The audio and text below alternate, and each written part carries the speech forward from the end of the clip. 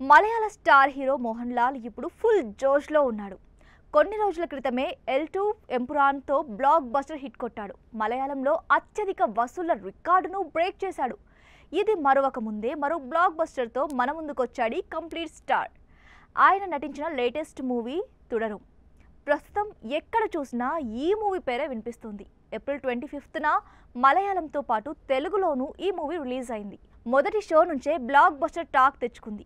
ఇప్పటికే ఈ మూవీ కలెక్షన్లు 200 కోట్లు దాటిపోయాయి. తెలుగులోనూ ఈ మూవీకి మంచి వసూళ్లే దక్కాయి. సరిగ్గా ప్రమోషన్స్ చేసి ఉంటే ఇంకా కూడా కలెక్షన్స్ దక్కేవంటున్నారు ట్రేడ్ నిపుణులు.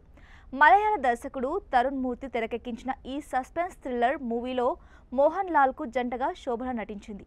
ఇప్పటికీ మలయాళంలో ఈ మూవీకి హౌస్ఫుల్ కలెక్షన్స్ వస్తున్నాయి. ఓటీటీలో చూడాలని చాలా మంది ఎదురు చూస్తున్నారు. తుడరు మూవీ డిజిటల్ స్ట్రీమింగ్ హక్కుల్ని జియో హాట్స్టార్ సొంతం చేసుకుంది.